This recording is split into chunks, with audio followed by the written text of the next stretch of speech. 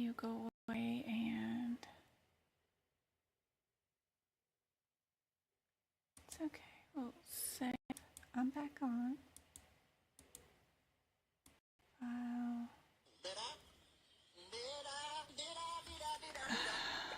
Come on. No advertisements. No, no, no. And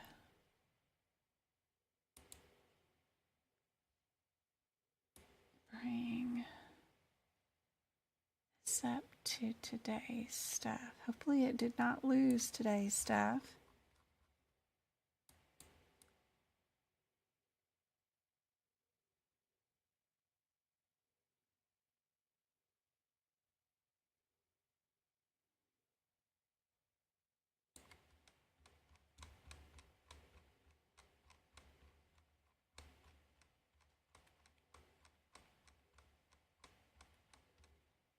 Okay.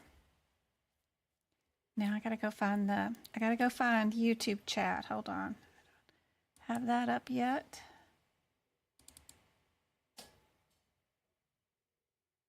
My laptop is becoming way too, I'm utilizing 100% of the CPU space or whatever. I don't know what my son's saying, but he ordered a ton of stuff and he's going to build a computer tonight for me.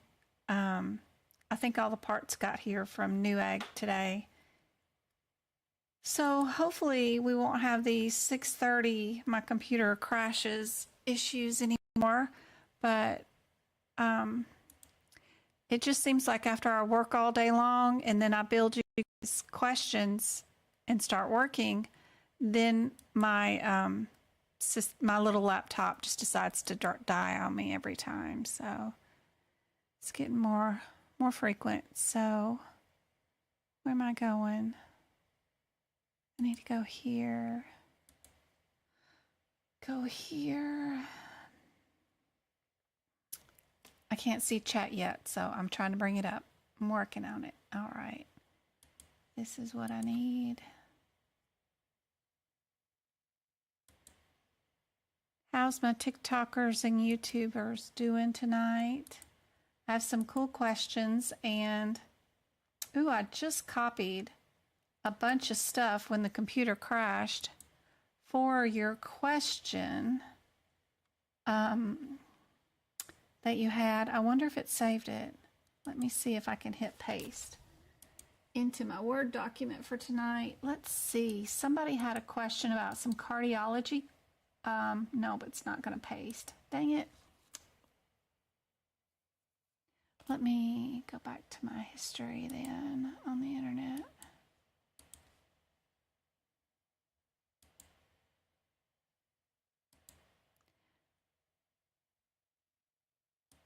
Somebody had a question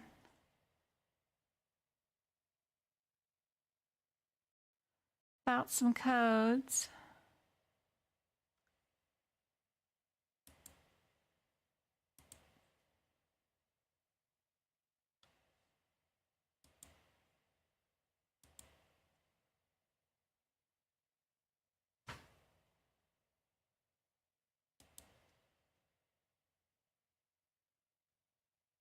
It's right here.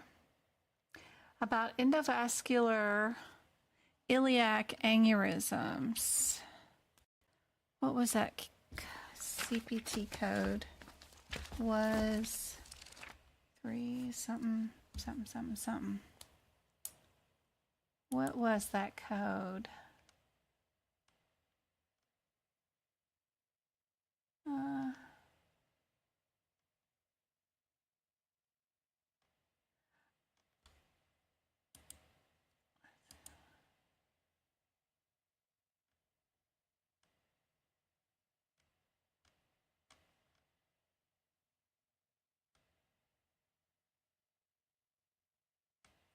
I don't know if I still have access to the first chat that was, I was seeing those codes. What was those codes? It was right here. 17 and 18. That was it, right? Yeah.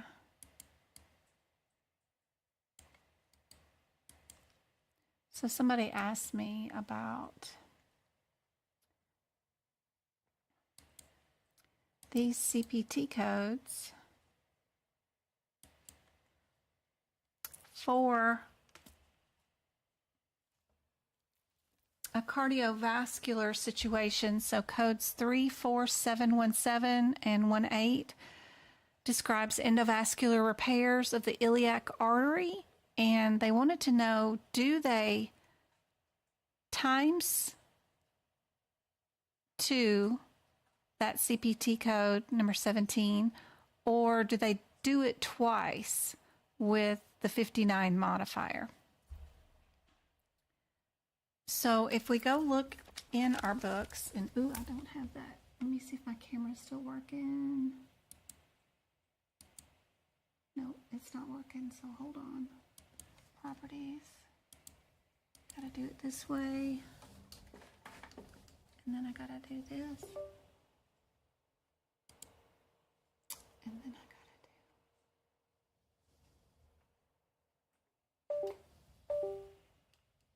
And then I gotta do properties. There we go. All right. So if we go to 34717, we'll note, I think it was 17, or was it 118?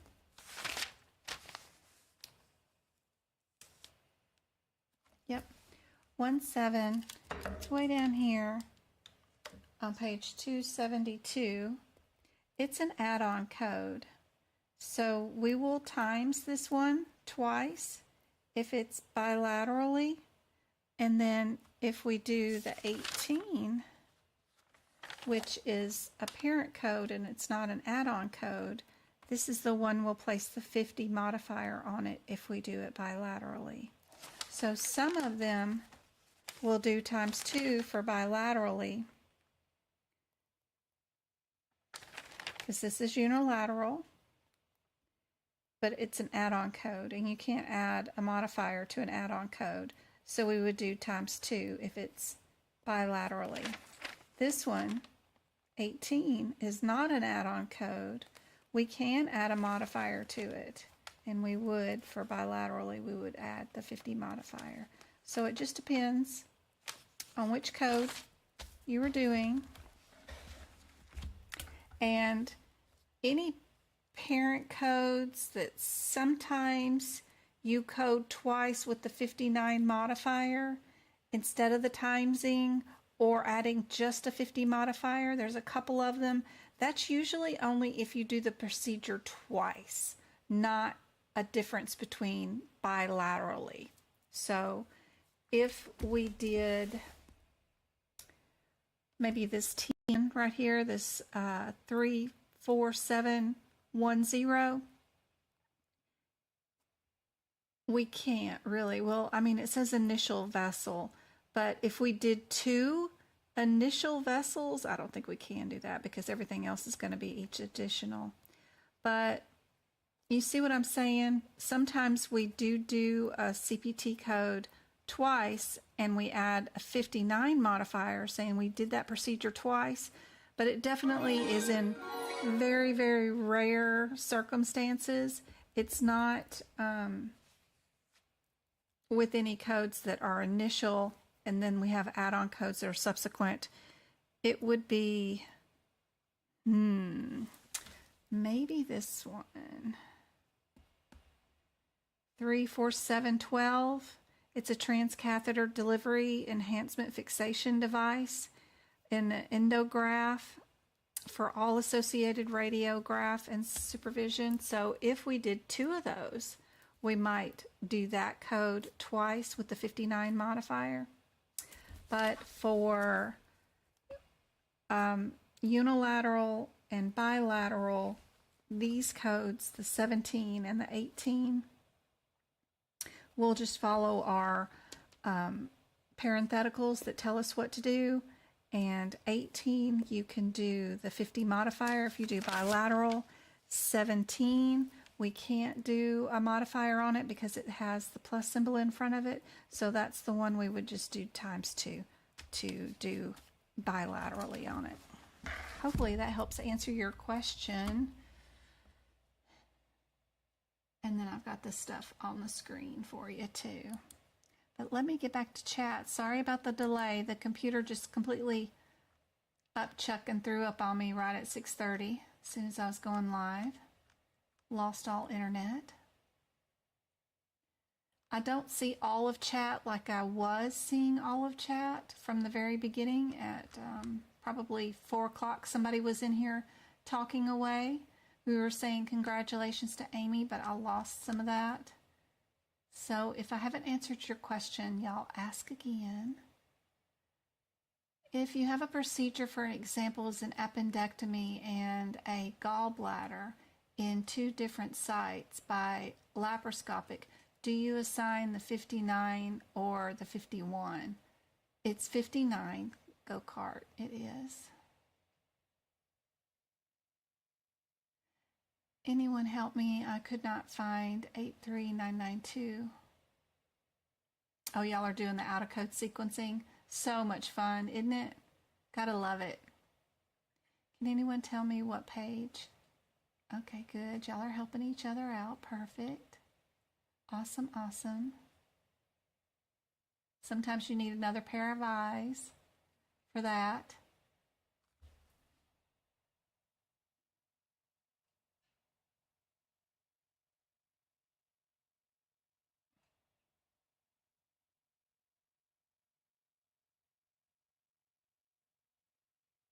Thank you so much for helping me do the goal on TikTok, guys. Y'all are awesome. All right, let's see. What else? Y'all are still helping each other. I'm just trying to catch up with chat real quick. I do have something kind of cool here. The next little page that I have up on my notes for tonight is sort of just a screenshot for you guys. Let me get this camera view out of the way. It's something I made for you guys. It's these are different types of screenings for musculoskeletal stuff. So if anybody says they did a Patrick's test on somebody or a Hoffman sign,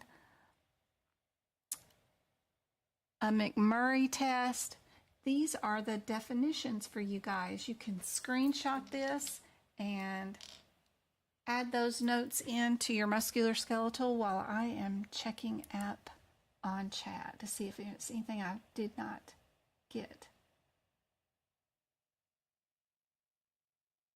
Oh, Amy passed, and it looks like Benita passed too. I just wanted to let you know that I passed my exam because of you. Aw, thank you so much. Hard part is now to find a job with no experience. Probably not, hopefully not. Be sure and check with home health agencies. They have a tendency to hire people without experience, even in nursing. It's where nurses get their first jobs right out of trade school, is always home health agencies. Don't forget to check there. Be sure and check with places like Epic. I was asked this week to write an article for somebody. Who is it? And, you know, the first thing I did was go to their website and look to see if they had a job opening for you guys. Let me check my email real quick. Who is this place? Oh, I'm already in that email. So let's see. Who was this?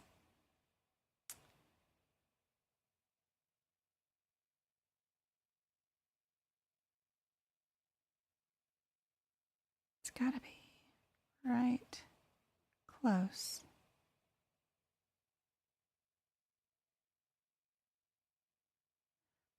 Right here.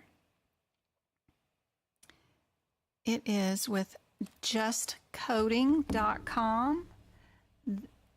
They apparently have a bunch of stuff. Boy, their website is kind of expensive for some of their newsletters and stuff. I think it's like $400 to have access to their magazines and stuff, but they have a lot of practice exams and stuff like that that come with these articles, and it looks like they write new articles every 2 weeks, and they all come with practice exams, I think, but they have job openings. So don't forget about CMS has remote jobs. Don't forget about AAPC has jobs posted. EHRs like Epic, United Healthcare, all those places, even CVS and Amazon is hiring medical coders. So all remotely. Don't forget about surgery, outpatient surgery centers. Those are often a really good place to get a job as a remote coder. There's a hospital called the University in Cleveland, Ohio that hires coders before they even pass their certification exam.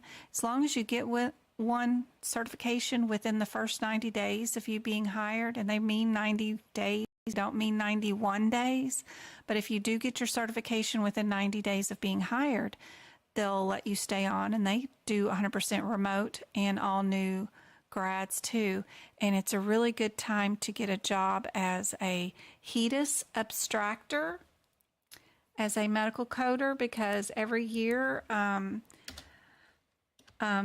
every health plan has to audit every single chart, and all this is looking for CPT codes in patients' charts.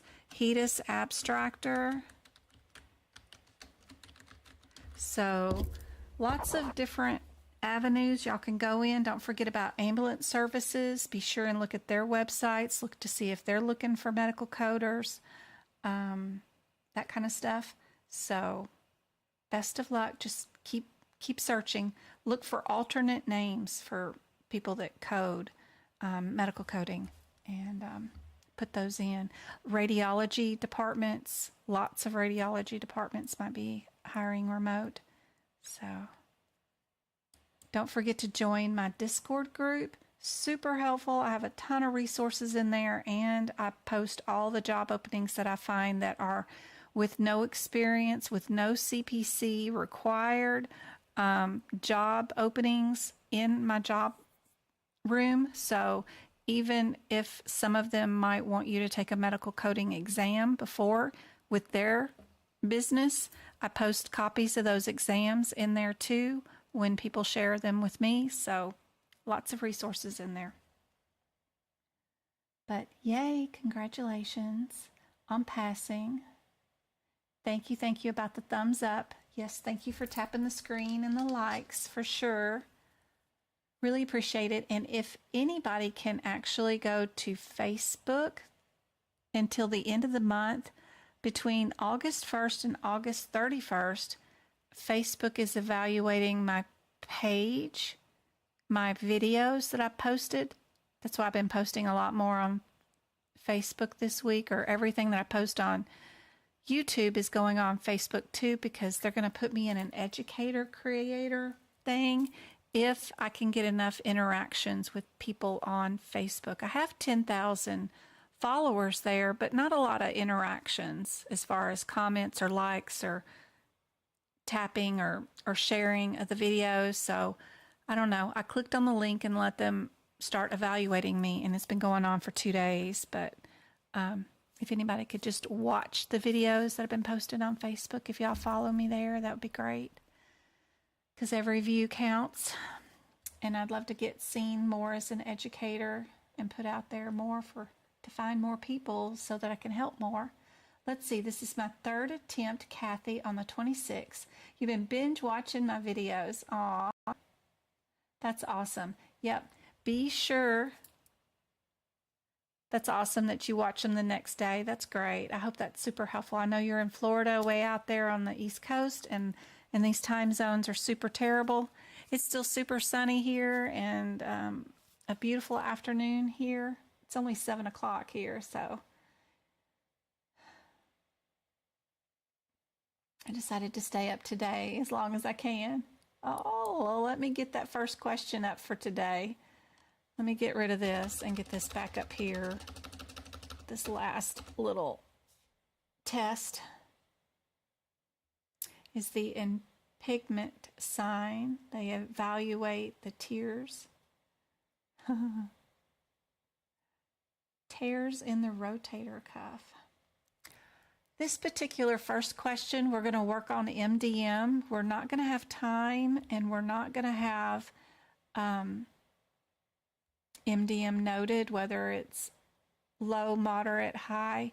We have to look at the chart and decide based off what the patient came in for. So our 3 elements of MDM are now the problems that the patient comes in for, the data that is reviewed or ordered, and then the overall risk of what was done today and in the future for this patient based off our decisions today. So that's all we're going to have to go on. If our patient is established, we have to have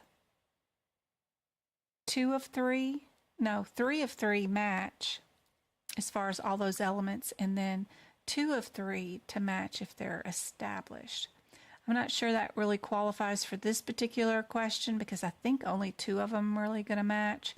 But technically, the whole scheme of things, since this is a new patient, we're supposed to have all 3 of those as far as the problem list, the data that was reviewed and ordered, and the overall risk are all supposed to match, whether it's all low across the board, all minimal, all moderate, or all high. They're all supposed to match. But like with a lot of things in this CPC exam or any certification exam you're taking, the examples are not real life. They are just a practice question, and they don't have any bearing on real life medical coding. That's why a lot of people have a lot of trouble with these during the questions. If they've ever been in real billing situations, then they have a real hard time passing because they keep putting payer information in their head while they're doing the exam, and we need to stay away from that. So what I would do is skim as much as I can. I've got a new patient. I can tell that right away.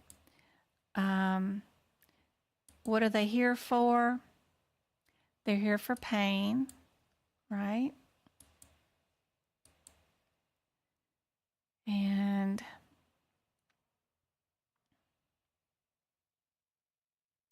I'm going to see if they have any x-rays or anything that we may have reviewed for this appointment. Just looking, looks like all review of systems.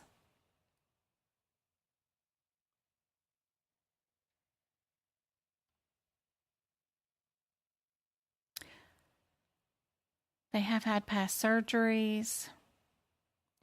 X-ray of the lower spine was performed and interpreted by a radiologist today, and it was inconclusive.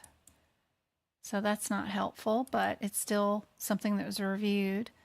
The MD did order an MRI today so we could get a better view. That comes with risk, right? The patient either has a herniated disc or spinal stenosis. So did we come up with a real diagnosis or not?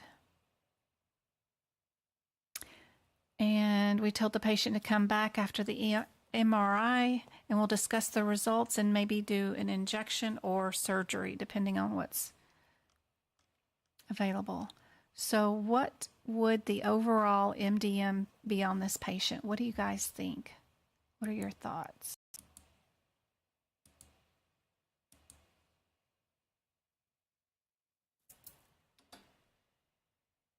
Thank y'all for the tappy taps and the thumbs ups.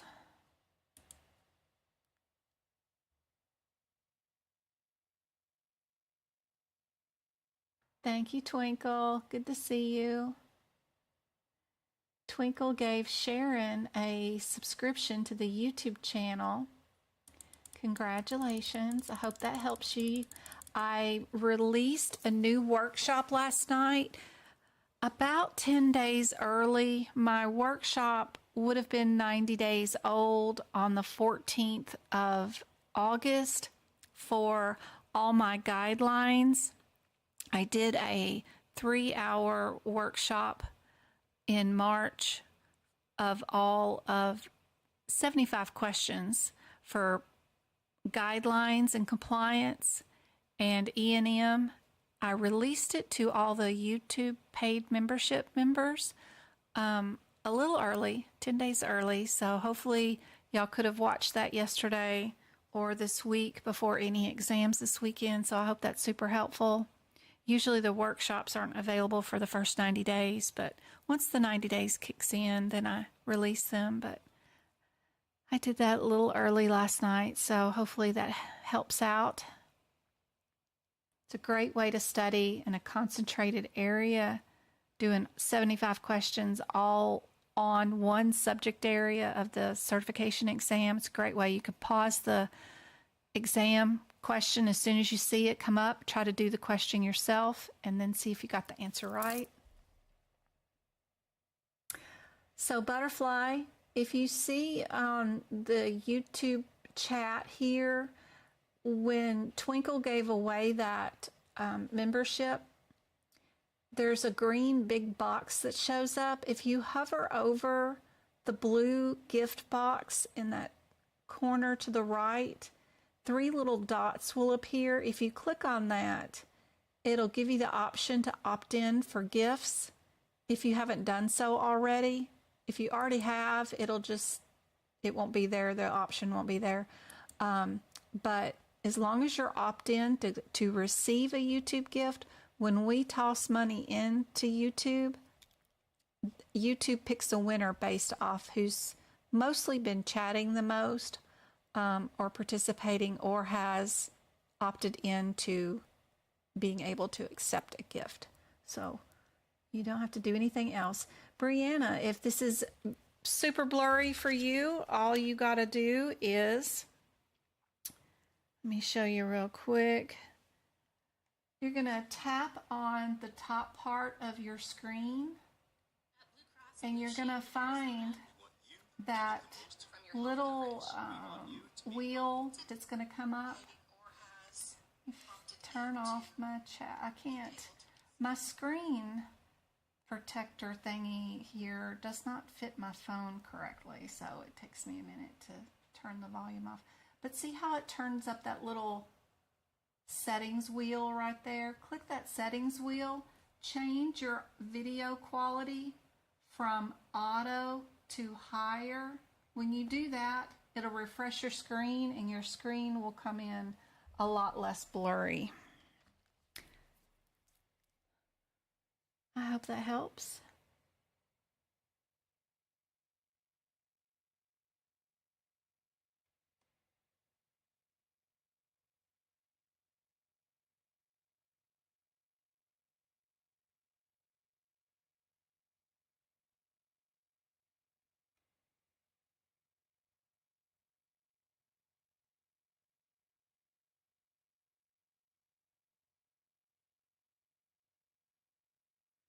Practice exams on my website. I don't have practice exams on my website. I have let me see. I do have, let me see if I can't pop this up. That's not gonna help. That maybe? Okay. Let me go here. Where am I at? I'm gonna go to medicalcodingbyjen.com. So if you go to my website, medicalcodingbyjen.com, I have this one little exam right here. You can make it big by clicking this little button right here. It'll make it full screen, and you can take this little quiz if you want it. It's for modifiers, but I don't have any exams in my shop for sale. What I do have is the resources tab, of course, that shows you how to do your CPT book prep. It's all free. You can click on that, Click on each picture. It'll tell you what I'm doing and how to make your notes just like mine, so you don't have to buy them. But you can also see how I do my anatomy notes. Click on the picture to see how, get the instructions, don't forget that, and how I do my ICD-10 notes. I have one sheet guideline tips here for lots of things, so be sure and check those out, all for free. I have some free videos here and a blog. I'm going to have a $5 class for 2 hours this Friday. If anybody wants to join in, you just go to tutoring and workshops. It's limited to just 30 people can join. It's going to be a YouTube video just like what you're seeing now, but it's private. Nobody will see it except for you guys that purchase it. To book it, you just click book, and then you have to click on the date that it's going to be. It's on Friday. And then you got to click the time at 8:30 in the morning, Arizona time zone, and then hit next, and then you can book it if you want to. If you can't be there, something comes up, you still get access to the replay forever, so don't worry about that. You can always watch it. I do advanced questions on my Duck Fridays. These are questions that are more guideline related, more complicated ones that you will see on your exam that you're most likely to get wrong based off trickery or propaganda in the question that will get you something wrong. We will do a workshop in August. It's going to be, I don't have it up here yet, but it will be on the 13th of this month. The 13th of this month, I do have to put it up there. And we're going to do just a couple of questions from all 17 exam areas of the CPC exam. So we'll do E&M all the way through the medicine section and HIPPICS and ICD-10. I'll try. It's hard to do all of it in 3 hours, but we're going to do 75 questions in 3 hours in the same pace as the exam. The shop does have the CPT notes. It has the top 10 guidelines that you need to watch for ICD-10 here, and a ton of question examples and how to handle them for ICD-10. This is probably the closest I've got to having anything that has exam questions on it, but really it's just showing you the process of elimination, showing you how to use the book's headers over the book's code descriptors first so that you can't get anything wrong in ICD-10. I'm showing you baby steps one at a time. This is where you go on this book in this page, and this is where you stop to look here first before you move on and do something else. So there are some exam questions, examples here, but that's only for the ICD-10. I'm working on something right now for integumentary and musculoskeletal that will have more exam question examples there, but it just takes me time to write my own questions and to write my own examples and stuff like that. So I haven't finished it yet, but I am working on it.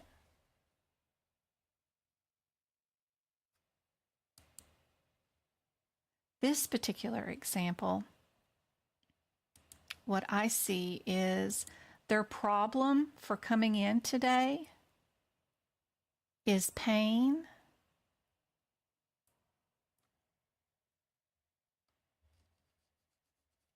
and that could be minimal. So if I'm looking at my first element, and remember all three have to match, but they have one issue, which is back pain. I don't know, minimal to low. It's just one issue. They don't have diabetes. They don't have CKD. They don't have prior surgeries in this area. You know, they just have age, which is against them, and a long history of standing near machines all the time.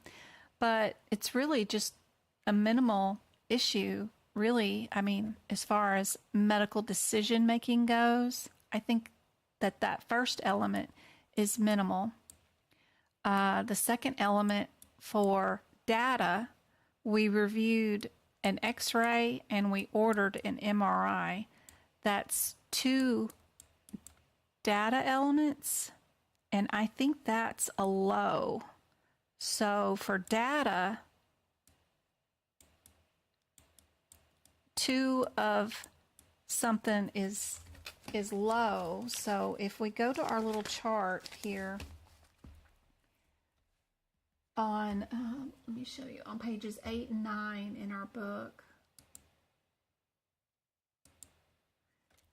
we're out here where it says the categories 1, 2, and 3, and it doesn't matter if you're in the high or medium, the categories are all the same. But if we were in high, we would have done 3 of the following. So if I go over here to the low or limited, it says 2 of the following. And if we went moderate, we would have 3 of the following. So as far as unique tests go, we had an X-ray and an MRI. They're sort of in the same genre, but I guess we could count them still as only 2. So you're still only in the low. So that's data is low. And I know everybody was going moderate, moderate, moderate. And then our risk of what we ordered or did for the day is that order of the MRI, and we may recommend they have surgery. We didn't make a decision for surgery today, but we may have to recommend depending on the MRI results, or we'll just give them a steroid injection in their back if it's not something that has to be surgically worked on yet. So our risk right here for giving a shot in the spinal area, maybe moderate and maybe possible decision of surgery, both outcomes. If you do a shot in the back, it's a steroid, it's going to weaken the bone. Well, your issue is already bone degrading, right? Spinal bone collapses, which collapses on a nerve. We can inject and make the nerve happy with some steroids, but that's going to weaken the bone around the nerve anyway. I don't know. I would consider that a moderate, yes, as far as the risk. But because they're a new patient, all 3 of these have to match. And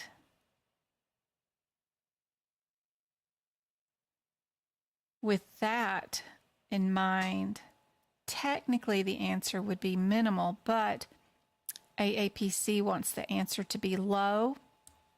I think they're only matching 2 of 3. I may have to talk to them again about this question.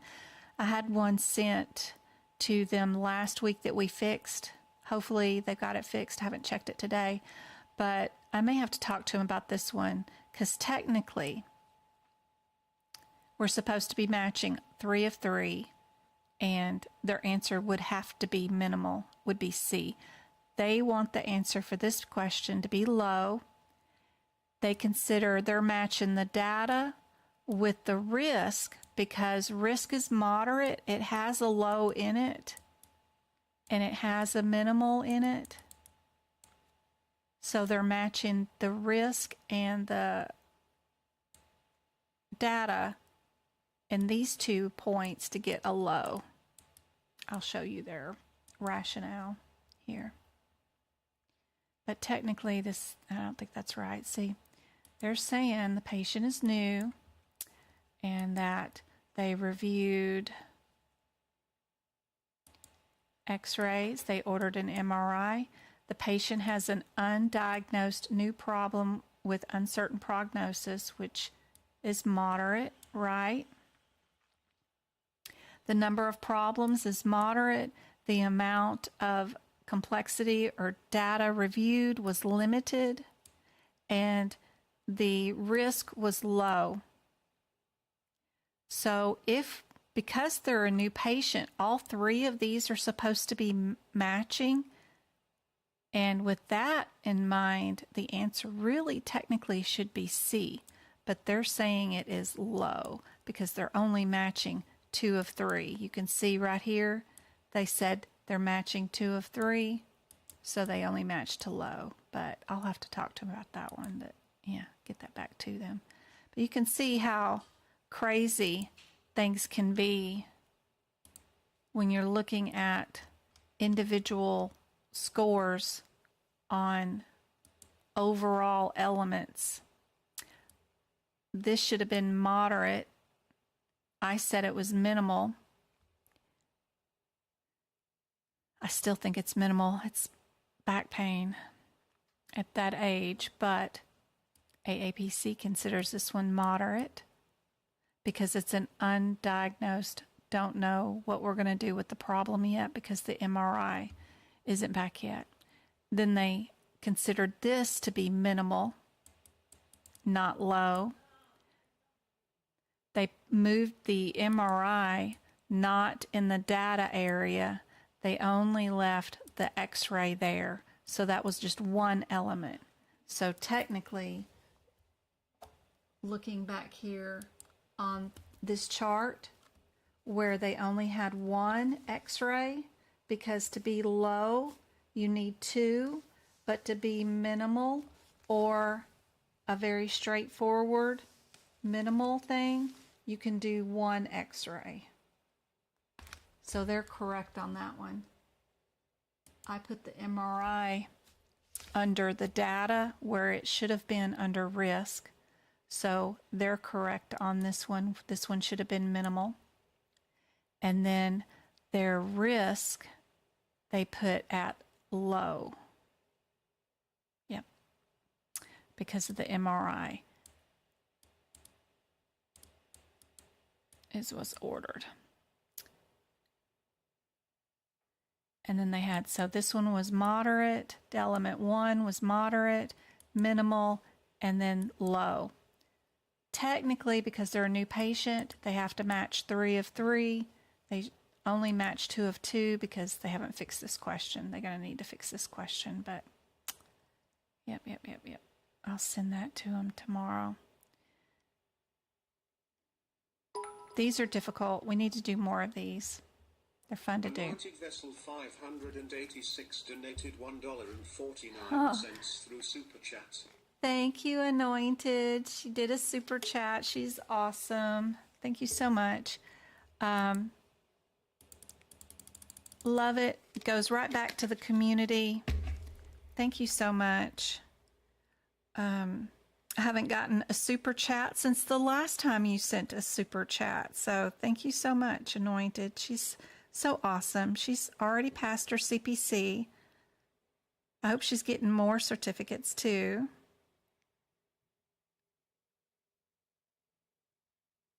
I'm going to toss that back in there and send another subscription out there for somebody to win. Thank you.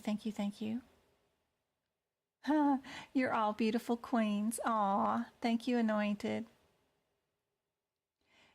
The book says 2 of 3 because this particular chart, not for new patients, this chart right here is only based off of 2 of 3 elements. This is all an established thing. If we go back to our old books, our very old CPT books. Ooh, where is my old CPT book? Let me see. Maybe this one?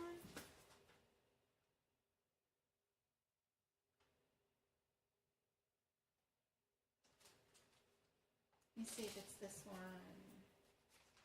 I was obsessed with these 2 of 3 or 3 of 3 things back in the day when they used to be required. Oh, my pages are stuck together. I must have been eaten on the book. What does it say? Medically appropriate. Nope, I got to go back one more year. So 2020. Gotta look at our 2020 book. for this. We got to go back. So if we look at our E&M back in 2020, you can see that a new patient, guys, let's see, it actually used to say it in our guidelines or in our CPT code descriptor. It said 99202, office outpatient visit for evaluation and management of a new patient, which requires 3 components. We're doing elements now, but it still needs all 3 for any of the new patients. If I go look at our established patients, any one of those, like the 214, you can see here it requires 2 of 3 components. This particular lovely, whatever you want to call that, oh, it wasn't in the 2020 thing. We didn't have this before. This thing is only based off of established patients. This is not one for new patients. This is only a chart for established because they're only matching 2 of 3 elements. So that guideline is still prevalent, and it will be in your guidelines somewhere. I'm sure I read it somewhere that they still have to meet all 3 elements. So if you look right here on page 6, second column, this paragraph right here, it says for new patients that we need to have all 3 elements to match. For new and established, we got established patients, they only need 2 of 3, and for new patients, they're going to need all 3 of 3 to match if they're going to be considered new patients. So be sure and read those guidelines on page 6. Super helpful. I hope that helps. I don't know. Seeing some of that. Hey, Jamie, she gave away a membership too. I did too. Did it not go through? I gave one away too, but I'm sitting here waiting on it to go to I don't know if it's my internet or what, but yeah, there it goes. There it goes. There it goes. I did one too. Awesome, awesome. Diana and April. Awesome. Yay. Congratulations. I hope those YouTube memberships are super helpful, guys. All right, let's check out this next question for today. While I check out chat and see what I've missed. Thank you, Jamie. You're awesome.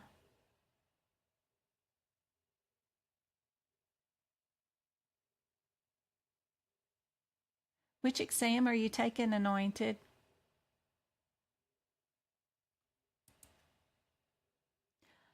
All right, are we a new patient, a consult, an established patient, or an observation for this next scenario?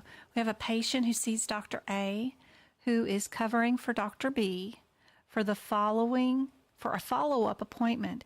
The patient has never seen Dr. A before, but saw Dr. B last week. How are we going to bill this patient?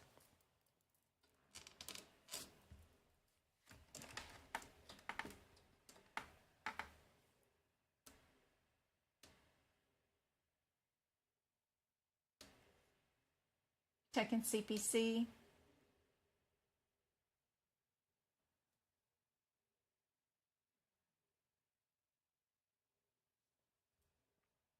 Somebody on TikTok. I'm trying to stream them at the same time. Hey Deep, how's it going? We're having fun trying to match components, elements, components, whatever you want to call them. It has been a crazy week. The boys started back to school. They're in high school now.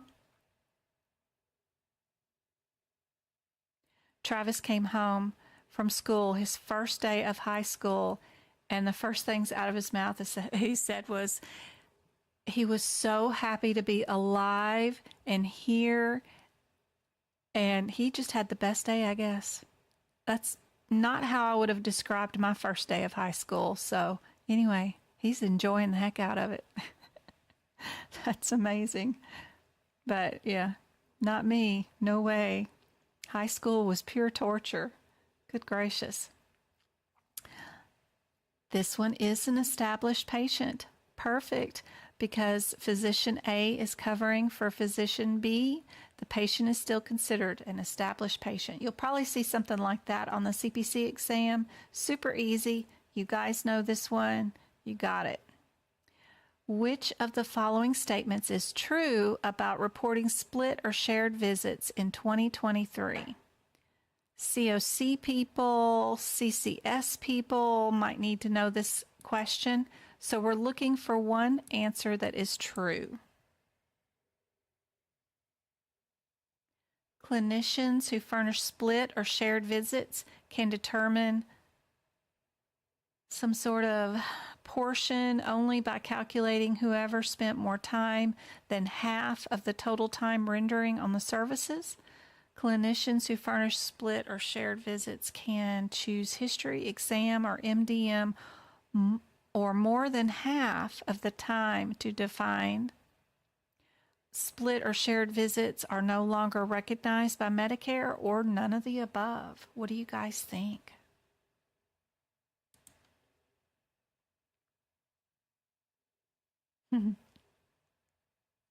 She tosses in money and calls everybody queens. That is quite an entrance, isn't it? It's awesome.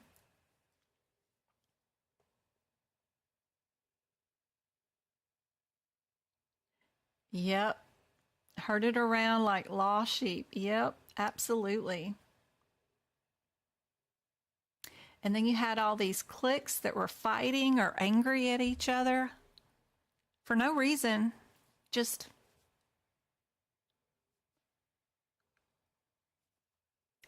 the art people didn't like the cowboys, or the I don't know, it was just weird. It was everybody was all in their own little cliquies. I'd rather be friends with all of them because it was fun to get to know all the different types of people, and it just made for cooler friends. It was awesome, but nobody saw it that way. My gut's saying D. None of the above or all of the above. They do love that answer a lot of the times, but looking for similarities, it's probably A or B because they both start out with the words clinicians. So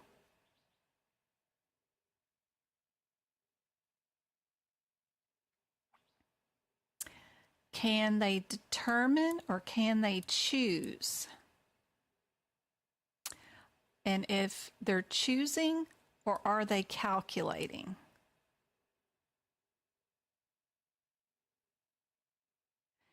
And if they're calculating, can you only do split or shared visits if total time is the only thing that you're splitting? Or can you use history, exam, or MDM, or time?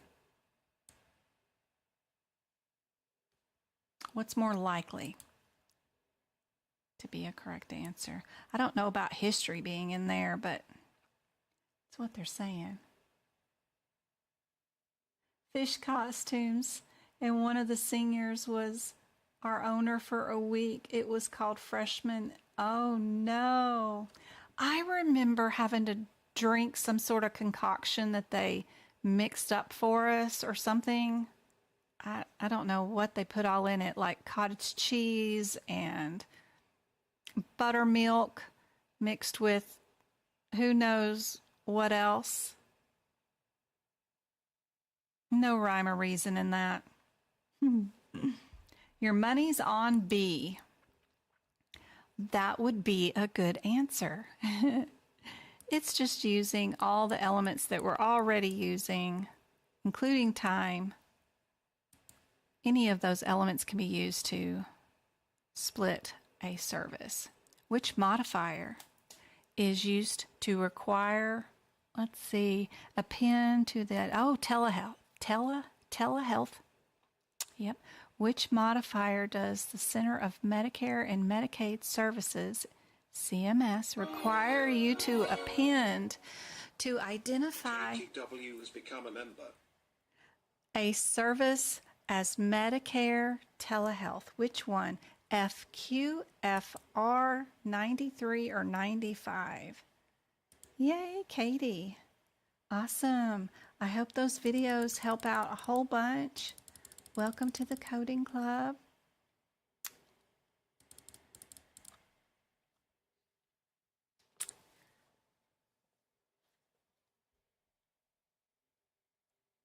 Oh, Leno, I'm sorry about your brain. Mine was fried too because my computer was just like crazy. Where to find that answer for the split charges? It's going to be in your CMS guidelines. So it'll be at the CMS website. And if you are taking like COC or something like that, during your exam, you will be given copies of those particular guidelines to have with you, whether it's in person or electronically. They do pop up if it is a needed guideline that you need to know. Just so you know. It is 95. Good job, guys. Y'all did awesome. Ooh, I got 28 on TikTok. Thank y'all for the tappy taps on the screen. I almost have 5,000. I hope these are helpful for you. 95, 95. Good job. Perfect.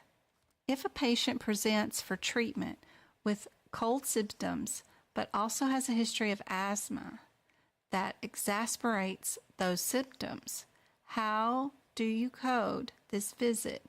Are you going to have 1 or 2 codes?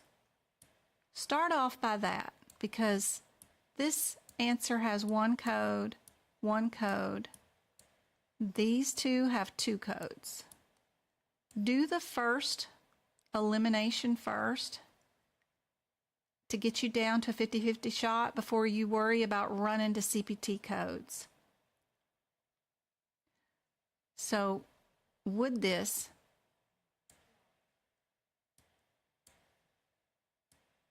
mean that you're going to end up having 1 or 2 diagnoses? That should help out this one a little bit. What do you guys think? 1 or 2?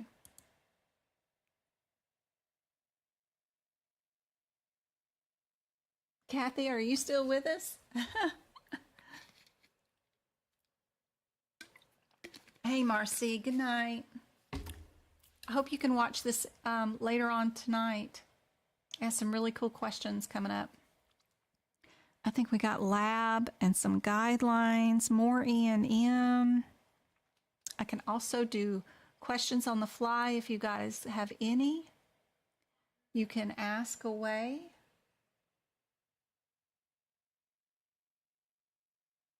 Questions are different from real life coding. They certainly are. Correct. All right, 1 or 2. We're going to have 2 diagnoses for this particular example, so we can get rid of A and B. Now it's just a difference. Would you code the JOO first or the J45 first? That's really all they're asking for this one. So I wouldn't bother running to the baby individual numbers all the way down. I would only go to JOO, see what that is, and then go to J45 and stop right there and see what that difference is, just so I know which one is which. Some of you coders probably already know what those codes are off the top of your head. I don't know them all off the top of my head, but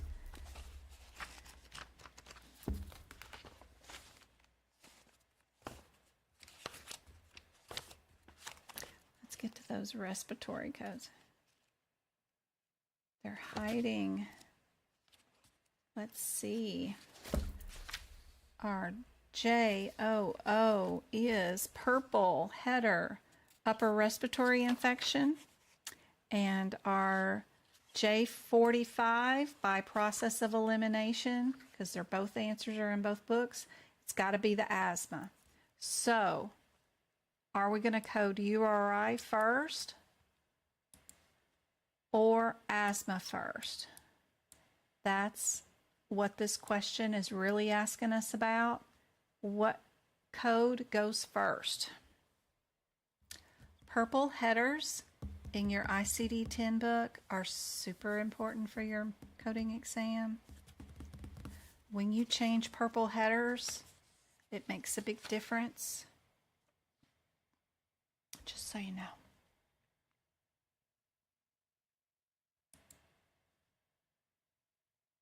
Common cold. Good job, guys. Yep.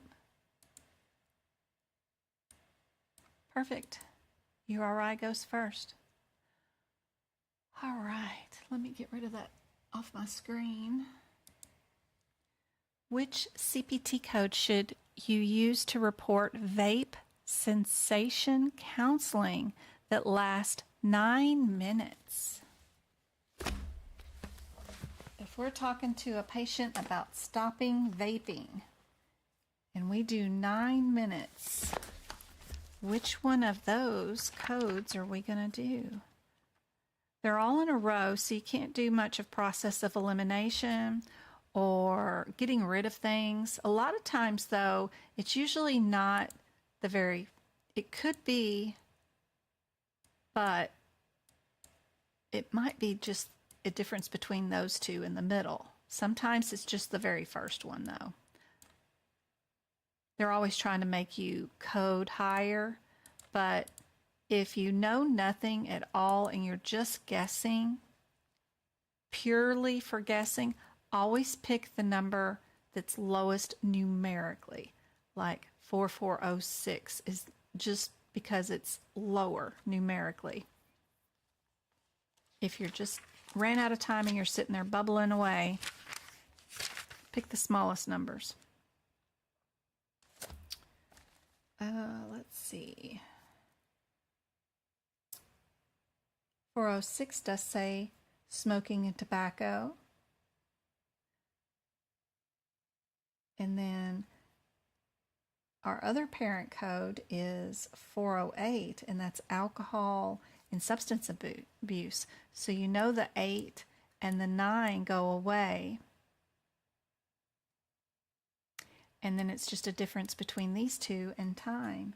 This one will do up to 10 minutes, and this one will do anything larger than 10. So 11 and up. Easy peasy.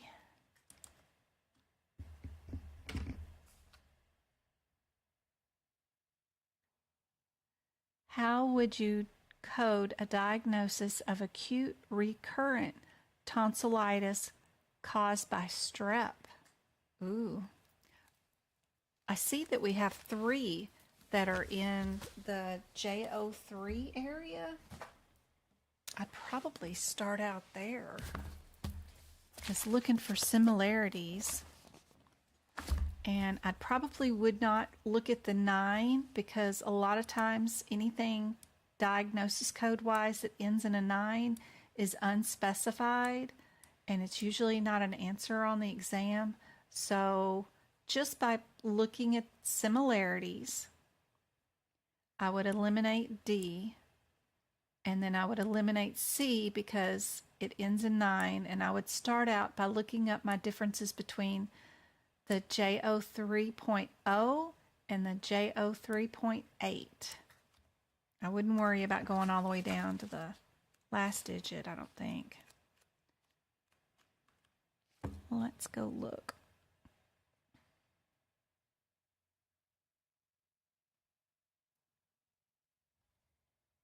Up on the... Okay.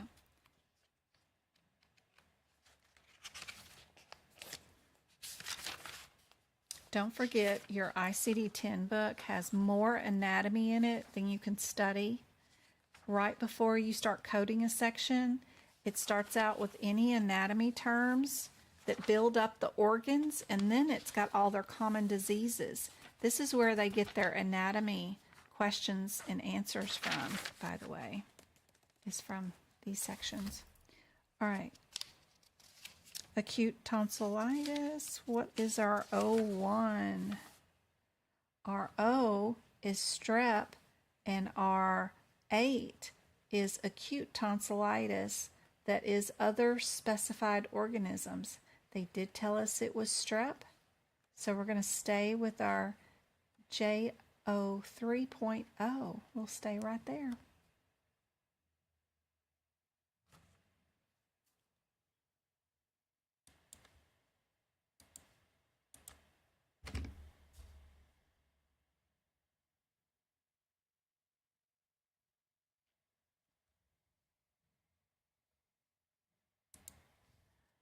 Which code would you report if a suspected case of abuse, neglect, mistreatment is ruled out during an encounter? Are we going to do an external cause injury code? Because I know that's what the T's start out with. Z's are status codes like history of or something like that. This again is injury, status, or none of the above. What do you guys think? Instead of worrying about going to the individual codes, I just think about their differences. Wrong one. As far as going straight here to the T's, and I think about this is an injury, poisoning, or other consequential causes, that kind of stuff. And then, of course, I know my Z's, if I go to one of those, is factors influencing the patient's health and status. So just knowing what's in each one of those sections is super helpful.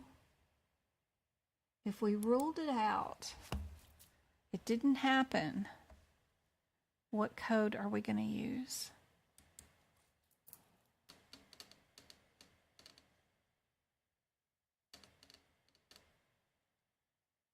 Sure can, Ronnie. You're so nervous. Aw. No worries. We're here to help you get through your course and everything else. The 2024 books are coming out really, really soon. Thank you, Anointed. Woo! Thank you, thank you, thank you. She's throwing more money in. The 2024 books will be out Anointed Vessel 586 donated $1.49 September, through Super Chat. October, somewhere around there. Yep, we're going to do a status visit. We sure are. We're going to do that Z code. Yep, because we ruled it out. If your provider orders a repeat blood test after the initial test comes back with the sample error due to insufficient amount of blood being used, you should append modifier 91 for a repeat test. Is that true or false? Chloe. No. Chloe. I put a book on the cat's bed, so now she's getting into stuff. Here you go. There you go. There's your bed back. When I was looking for that 2020 book.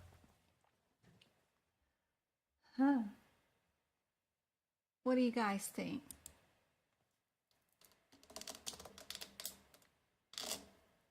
No freezies. No. Thank you for the 6,000 taps on the screen. What do you guys think here on this one? True or false?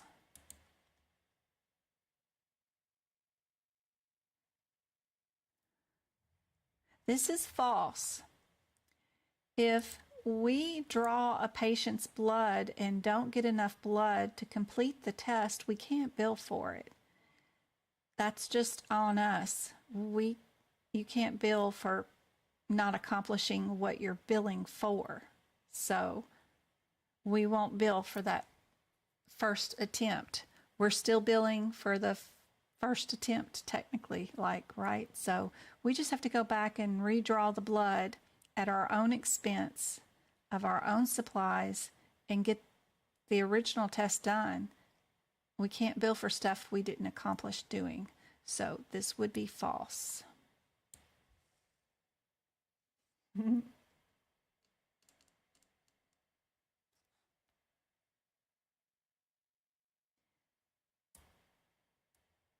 It depends on what you ordered, Keisha. Somebody ordered a cup. It should be there within a week. It's another company that makes those and ships those out for me. They do a really good job, fast. I have to prepay for them, so I went today and paid for that cup, and so the company gets their money really quick. And they should make it tomorrow and ship it out. If you just ordered PDFs to instantly download, those are already ready and waiting for you to download.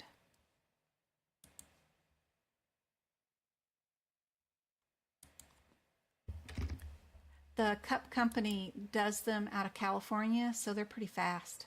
You don't have to wait for things to come from overseas or anything. They usually do them right there in Cali and ship them right out. They're pretty fast.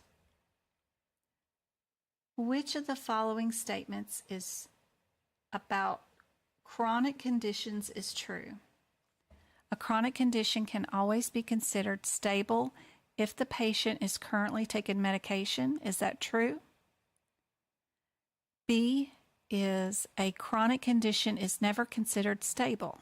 C is if a chronic illness is not worsening but is also not getting any better, it can always be considered stable in terms of medical decision making.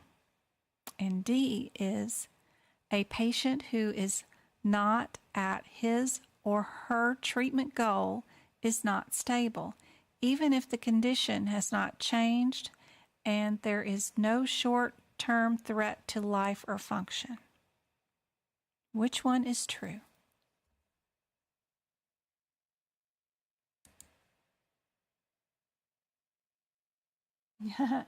Yeah, that makes sense. Yeah, the lab one. Yeah.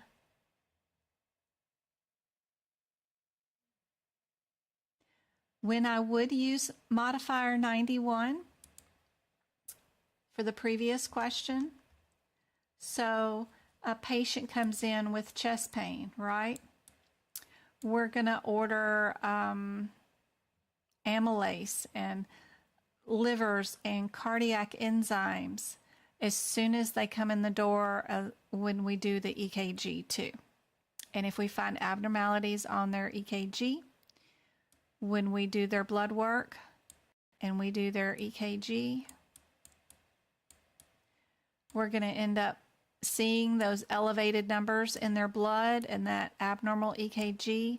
We're going to treat with medications. We're going to instantly give them aspirin, like baby aspirin, blood thinners and things like that. Cardiac meds to lower or increase blood pressure depending on what's going on. We may even do some electroshock therapy and shock their heart back into a correct rhythm.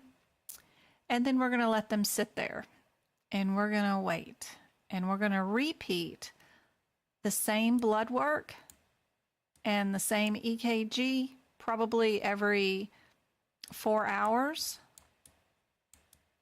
for a good 24 hours to see if their blood work with that heart is still struggling and dying. It puts off proteins in the blood and those enzymes get elevated as they're actively still having a heart attack.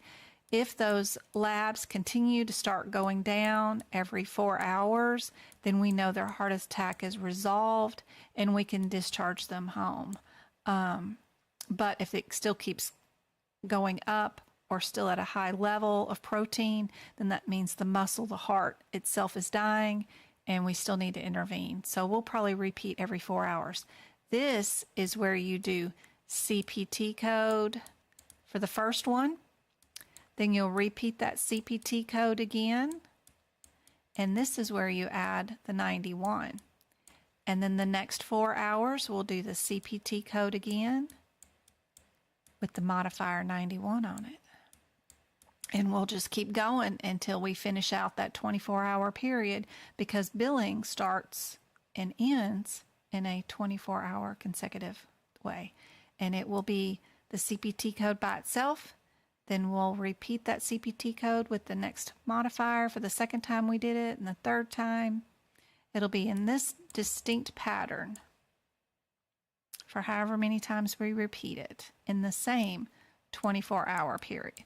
Now, if we drew this blood work tonight and then we repeated it tomorrow, no modifier for that if they're in different 24-hour periods, you know. So if one was done at admit and another one is repeated at subsequent hospital visit, it's not a 91 modifier. I hope that's helpful. Okay, back down here to our next question. Which one is true about chronic conditions? Looking for similarities, these two start off with the chronic condition is either always or never, but I like to stay away from anything that's very black and white on these wordy questions, because nothing in coding is an always. I wish it was. It'd make the exam a whole lot easier. And nothing is ever a never, you know? Coding isn't that way. Well, there's always an exception, and then you throw Medicare in there and you've got a whole nother scenario. So there's never always or a never. Even in like that one guideline about the pregnancy, that it always goes first over all the other areas in the code book. Well, not necessarily. If they come in for a broken leg, we're going to code them with the broken leg because that's what they're being seen for today. Pregnancy will be on the end somewhere, as long as the broken leg did not affect the pregnancy in any way, shape, or form. So it's not this always and never thing. Just is I try to stay away from those answers. It gets you in trouble. And then C just is silly, right? So we know technically which one's going to be our answer after that. D, the one with all the fancy terms in it about the no short-term treatment of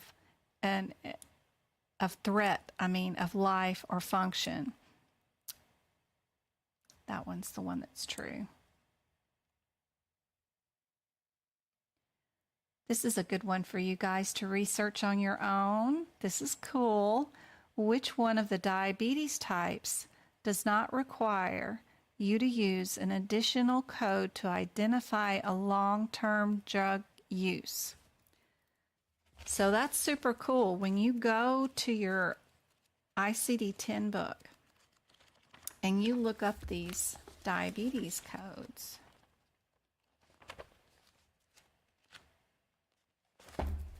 I'm always trying to remind you guys to stop at the first 3 digits because that's where all your guidelines are at. That's where you're going to find out your rules for anything. If you go down to the 6th or 7th digit, you won't see any of your guideline alerts at all, and that's how you get in trouble during this exam. So always remember to stop at your first 3 digits, see if there's any guidelines, so we can go to E.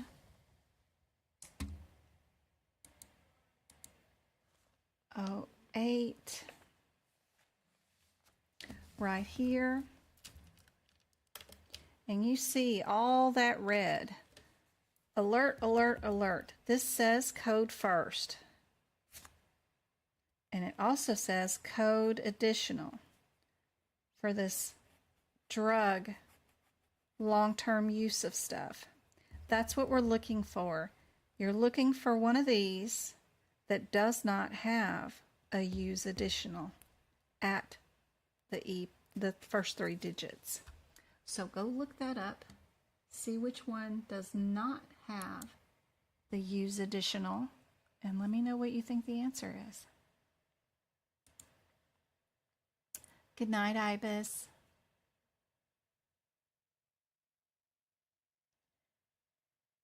If you take your exam, Sonia, in person with AAPC, you can highlight and you can pencil. You can even bring tabs and tab pages during your exam. You can't bring books that are like have sticky notes in them beforehand.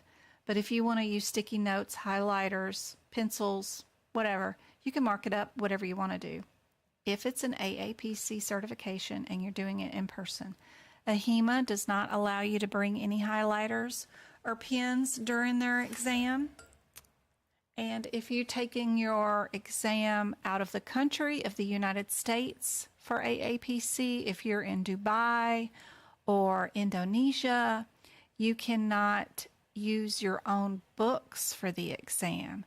They force you to go to a testing center and they force you to use blank books at the testing center to take the exam. And you can't highlight or write in those books because they belong to the testing facility. So you are in luck if you are taking your certification exam for an AAPC certification and if you are doing it in person. I certainly took my highlighters and I highlighted and drew in my books because I scheduled my first exam right away because I wanted to know what do I need to study for the exam. I didn't want to study all of medical coding. That's a huge undertaking. I needed to know a more concise, smaller area of things to study. So I took my highlighter and my books and I went and highlighted every code that was on the exam as a possible answer. I came home and studied those. Why did they pick those codes out of the whole bit of the chapter of cardiology? Why did they pick those codes? What's the differences between those and all the other codes they didn't pick? Is there different guidelines for those? If there's different parentheticals for those, what's going on? That gave me a clear direction on how to study for the exam so that when I took it my second attempt, I studied just what I needed to pass.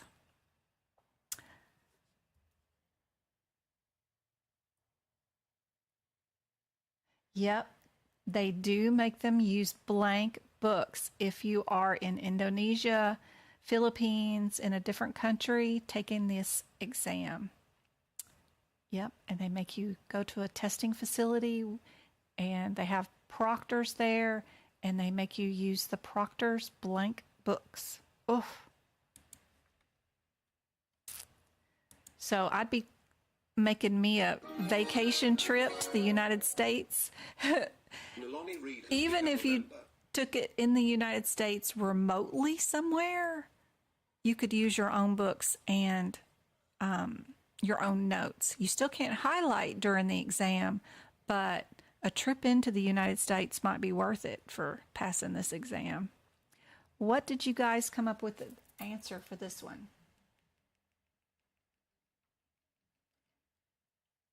Thank y'all for the 6,000 likes on TikTok and all the likes that y'all are doing here on YouTube. I really appreciate thumbs up. And if y'all could go watch any of my Facebook, YouTube, or videos, that would be awesome. Just let them play overnight on a device all night long. That would be awesome. All right. This one is E10. You do not have to identify that one with long-term use of medication. Anybody get C right?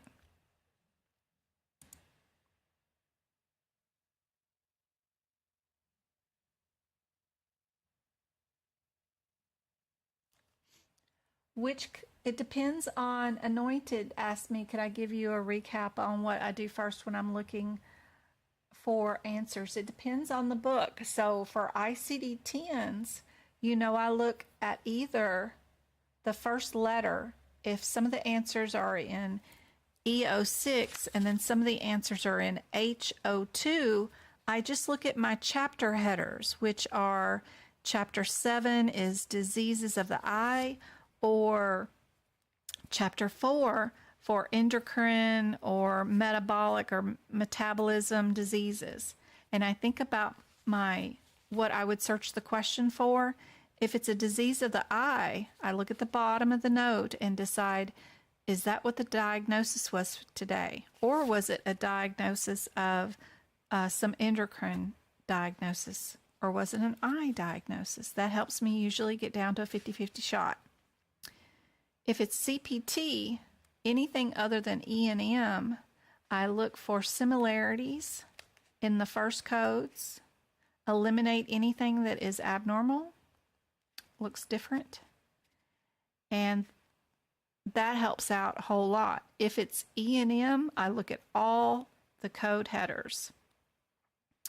If it's a new patient or established patient, admit hospital, or an observation code, those are all the headers for E&M. I first find out what all my answers are dealing with, and then I just look for my key words inside the E&M question for whether this is an established patient, a new patient, or observation or admit. I have keywords in my head. They were admitted yesterday. Well, heck, I know it's a subsequent question. Those kind of things. If it says follow up, then I know they're established.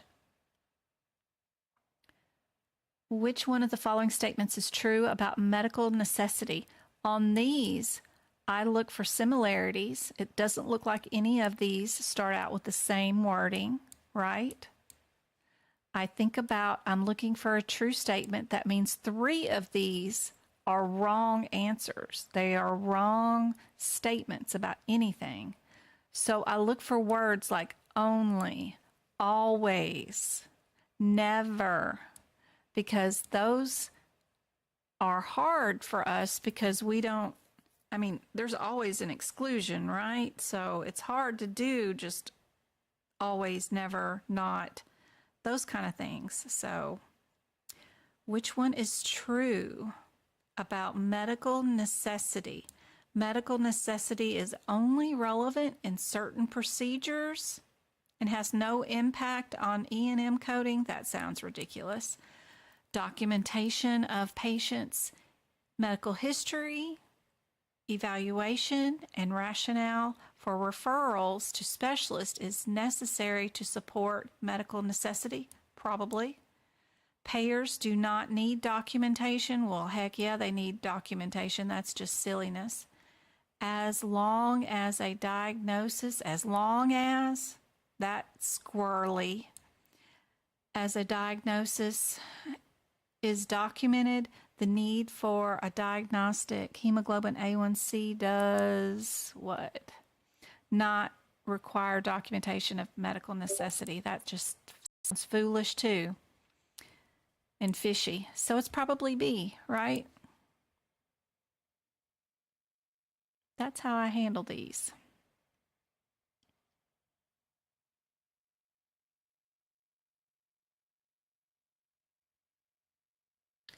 What is an appropriate action when coding for a patient with diabetes, hypertension, without indication that the physician notes that their conditions are related? Do we assume there's a relationship between diabetes and hypertension? Do we code only for diabetes, as hypertension is often a common complication? Do we only code, look at these onlys, only, and assume? Do we do any of that in coding? Can we do any of that? So we're just going to use separate codes for diabetes and hypertension. Yep. So in these wordy ones, if you stay away from the words always, only, assumptions, you'll be just fine.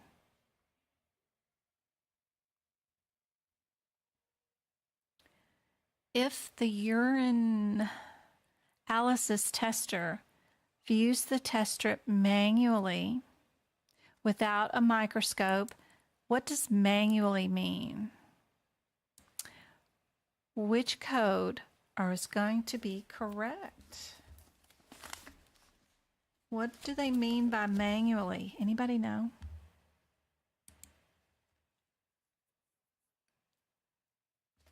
Never assume anything. Good Lord.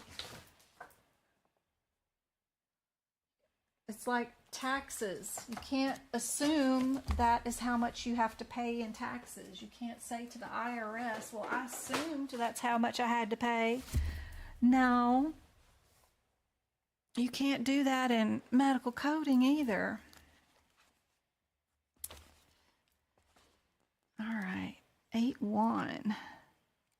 I guarantee you these codes will be on your exam. Yep. No matter what version you get, you're gonna do a urine dipstick somehow, some way. Either a drug screen or a urinalysis.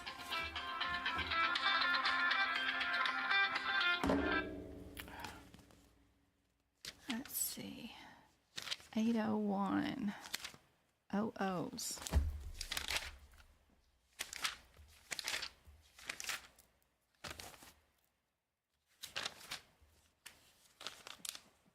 The worst codes ever to try to find because they're all out of sequence because everything else pushes them out of the way because of all the coding,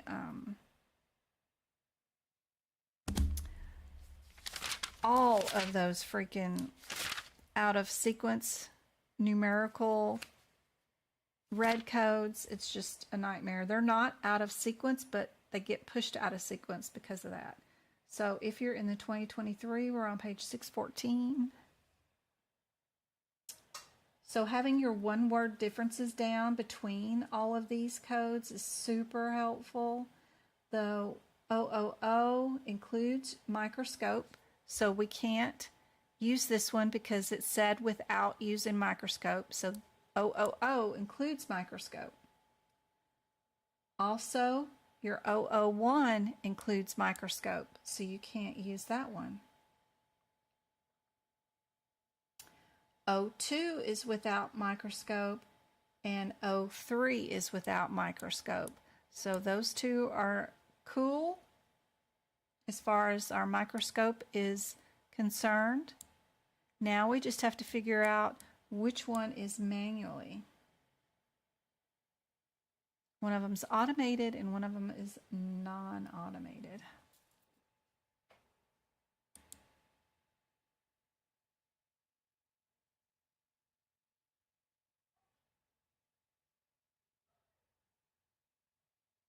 TikTok's freezing. It always does that. It's such a pain. That's why I quit going live on it, because of it freezing. It'll do the first hour of the live pretty well, and then after 60 minutes, it doesn't want to do anymore. It does not like to stream that long. I'm sorry, guys. Good job, Andrea. Perfect. We are going to be C. That does mean with just your eyes. Just your eyes. No machine at all. According to Medicare Benefits Policy Manual, postmenopausal women without symptoms of osteoporosis are still eligible for a bone density screening. Is that true or false?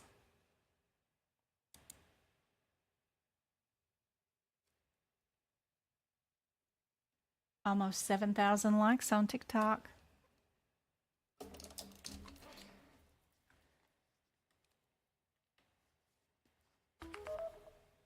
What do you guys think?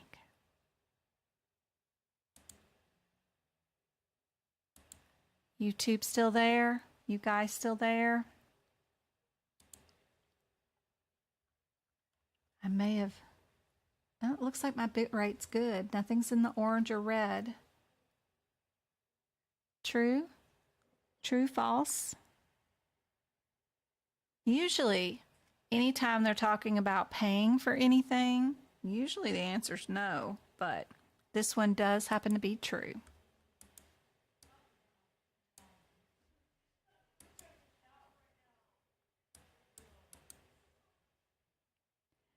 The level of service for this encounter is, and we're probably not going to get MDM or time. It's going to be 4 pages long. So knowing your differences between your E&Ms is super helpful. This one is an established patient. This one's a new patient. This one is a new patient, and this one is established, I think. I think. If I did that right, y'all let me know if I'm wrong. But dividing those up and figuring out if your patient is established or new will help you get down to a 50-50 shot. This is an established patient, so then you can get rid of anything that says they're new, right? So now the only difference in these two CPT codes is this one is for a wellness exam and this is for an office visit. What did we do today? What was the patient coming in? It says for well visit.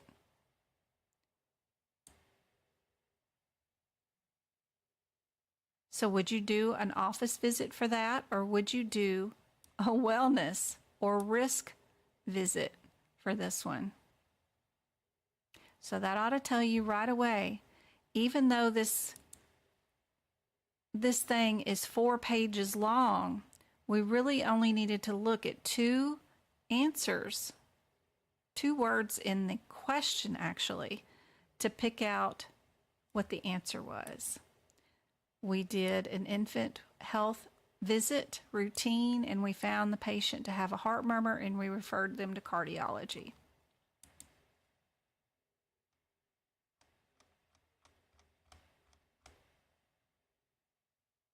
And technically, they would end up with a wellness visit and an office visit, and you would bill both in the same day with a modifier 25. But they didn't ask us to do that. This question is complete malarkey again. I swear they need to work on their E&M questions. They think I'm crazy, but this heart murmur would get its own office visit because wellness exams have no chief complaint. And the doctor would have had to have done a whole history of the patient's genetics with the mother to see if there was any heart issues in the family. So that would get its own visit, technically. Anyway, the answer that they want is just strictly the wellness.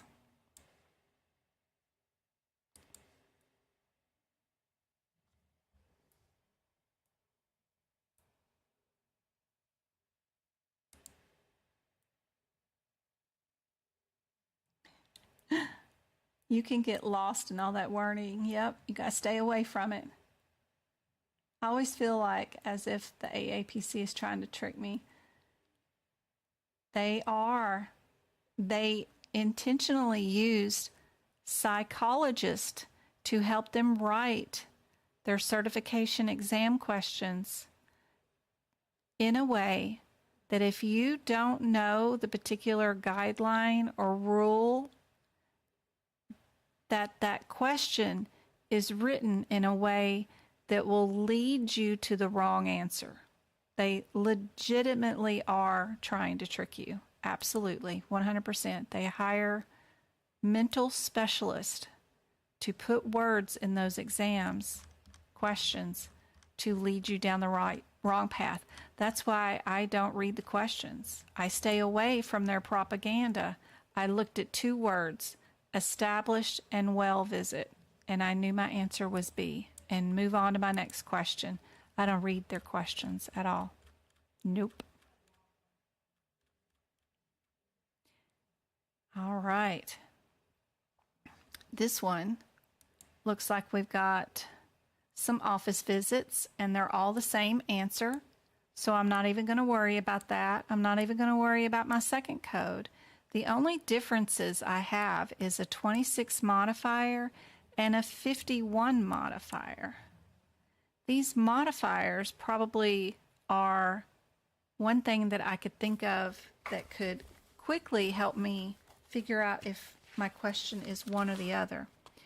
So 26 is professional component, and 51 is multiple procedures. They have some modifiers on that 601.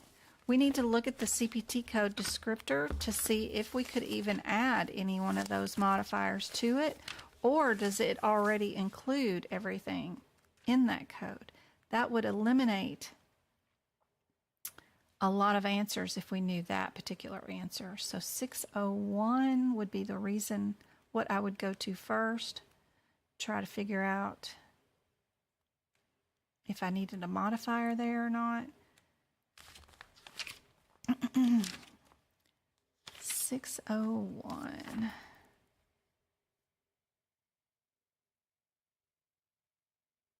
Biopsy of the thyroid, percutaneous of the needle.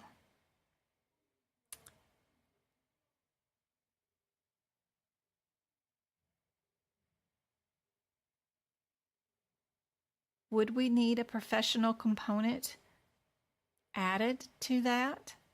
If we're looking in our question, it doesn't say anything about the MD using a professional component. Doing the procedure is the MD's job. Now, did the MD also act in a different way outside of the scope of the CPT code descriptor and do something extra that would make us add a modifier to it? Meaning that that doctor took that biopsy, put it under a microscope slide, and read the results and told and could see whether it was cancer or not. That would mean this MD not only was the surgeon who did the biopsy, but they also read the report and decided whether and acted as a pathologist. So if that did not happen, then you can't add the 26 modifier to it. So you know B's going out the door.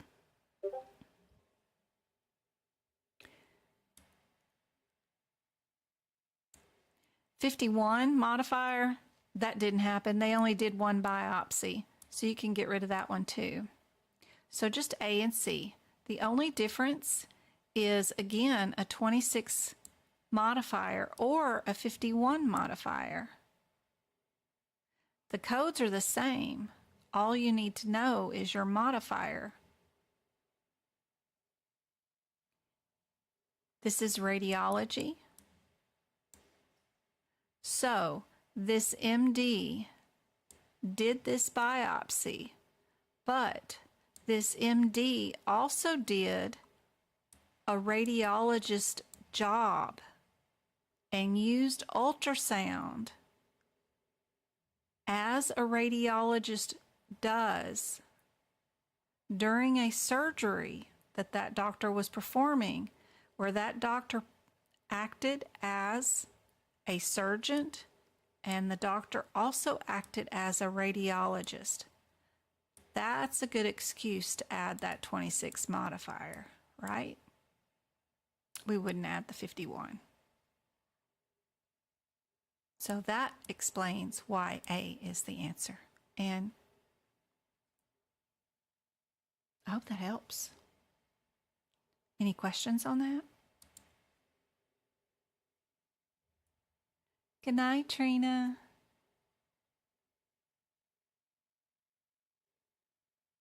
Good job, good job. A.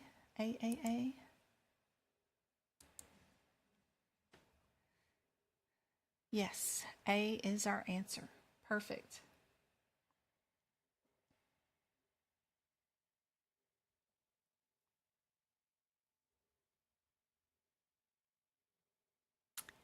If we are doing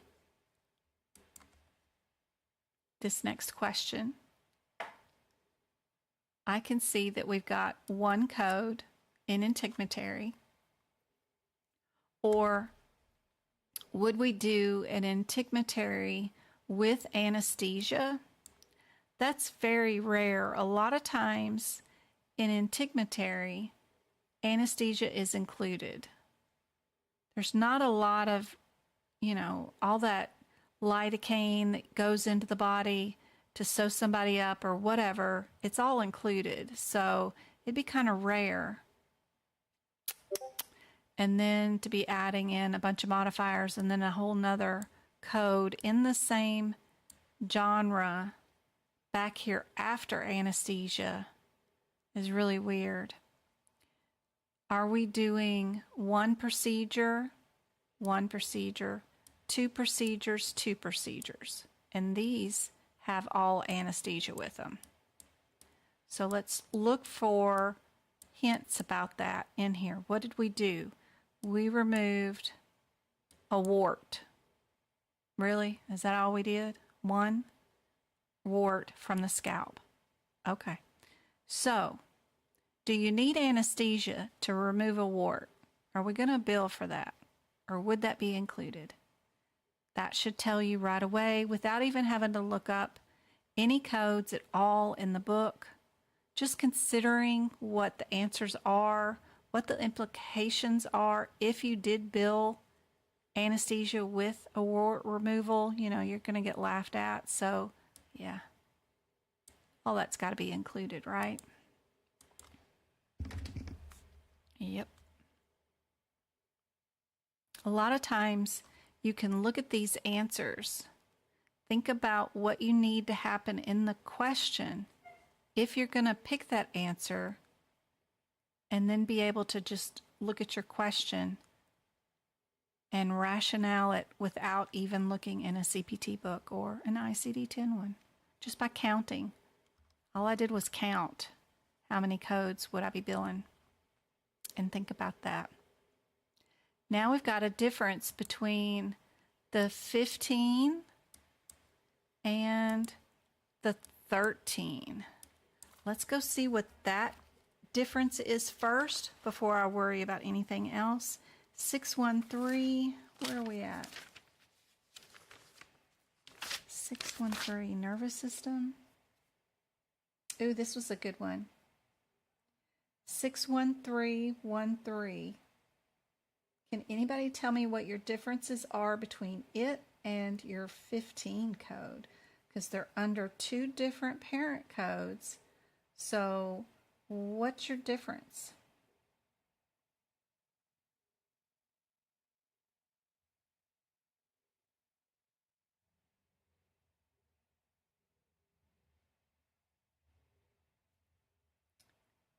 The 13 is BRAL, and our 15 is BELLA. So are we Braille or Bella as our suffixes? So right here, our hematoma was Braille. So we're going to get rid of our Bellas. Then we just need to know, do we add the 22 modifier or not? 22 modifier is increased procedure. Was this super difficult? I'm just going to skim the question, looking for the words that might mean they had to do extra crap. Yep, extremely, extra, difficult. Those are all nice, fancy words that could mean that we do need to add that modifier, so we do know our answer is C. Yep. C is our answer for this one. Anybody on TikTok get that one right?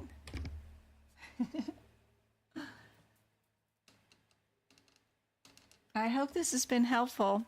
I will be back on Friday. We'll do 2 more hours of lessons. I also have a class on Friday morning, small group of people. It's $5 if you want to join. You get the replay for 30 days. You can watch it over and over again. We're going to do 2 hours of questions. And they're going to be super more difficult questions that are tricky, have a lot of propaganda in them. So I hope to see some people in there, and I hope it's helpful for you guys. Those videos will be available to the membership on YouTube after 30 days. But the first 30 days, they go to the people that attended the class or pre-purchase the class ahead of time, even if you can't attend. I will be moving those to probably Thursdays in September and moving forward, because the boys this year are out of school on Fridays, and we can do more stuff because we'll have 3-day weekends. I'm even changing my stuff at work so that I can work 410s, instead. So I don't have to work on Fridays anymore, since the boys don't have high school on Fridays anymore. So it's crazy. Anyway, I hope this has been helpful, and I hope to see you guys Friday morning and Friday afternoon. But I also hope the replays are super helpful for anybody. Also, any other questions before we go? You took your practice exams yesterday and you got a 73. I'm not sure if that's considered passing. 73 is passing. Be sure and go through the ones that you got wrong and find out why each wrong answer is wrong in the books. Like your CPT book, what in the book tells you it's wrong? Like it's a parenthetical, it's under the wrong header. Something in these books tells you you're in the wrong area. If it's intra or extra, open or close procedure, if you coded it as a tap but it was a puncture, those kind of things can make a difference. Be sure and scan those. Make sure you understand why you got the wrong answers wrong. You're very welcome, Andrea. I hope this is helpful. Can you go back to the abuse question? I can go back to the abuse question. That is a status one. Did you go look up your Z code?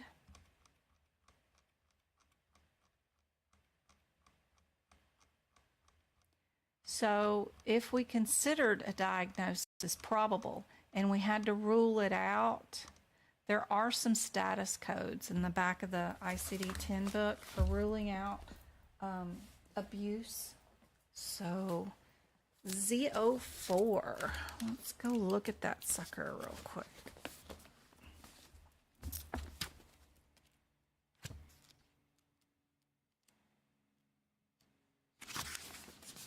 Just like some of the wellness exams, those can be primary considered diagnoses. But our Z04 main header is for an examination or observation for other reasons. And if we look at our guidelines for this one in the front of the book, we have a person without a diagnosis but is suspected of having an abnormal conditions or signs and symptoms which require study. After examination and observation is ruled out, this category is for the use of administration and legal observation status. We think this kid's been abused or neglected or mistreated, and we need to rule it out. Legally, we're going to keep them in the hospital. We don't have a medical condition that requires them to stay for medical treatment yet, but we suspect some sort of neglect or abuse, and we want to observe them and see if they have been abused. This 4.7, if you go down to the Z04.7, you'll see that that header is for alleged abuse. This kid ended up having following alleged child abuse. So that's what the 2 stands for in the 72.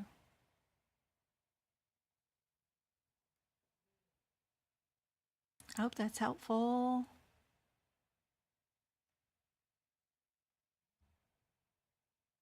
Supra, infra, yep, you got it. Make those highlight differences on all that kind of stuff. Super helpful. Matthew, I hope that was helpful. It's a duck class on Friday. Anointed. Thank you for everything. I'm getting more confident. Yay, that's awesome. No worries. You can do it this week or next week, anytime. All right, guys, awesome. I have a family in town, so I'm going to purchase the $5 class, and I'll watch it next week. Awesome, Casey. I'll be sure when you purchase, you can put in some notes there in the comment section. You can tell me what area you need most help in, and then that way I'll put in some questions to make sure that, you know, at least something in lab and path or E&M, whatever is your worst area, let me know what it is, because I'll be prepping those questions for tomorrow. But I hope this flap rotation in advance, yep, they are. Be sure and get the differences down. And knowing all the AKA terms for all your adjacent tissue transfers and your flap rotations and your advanced rotations, yep. Those are the same things, AKA terms. Yep. I hope this is super helpful. I love you guys. I will see you on Friday. It'll be a full day on Friday. Thank you for all the thumbs up. Anointed, thank you for the super chat. You are so awesome. Really appreciate it.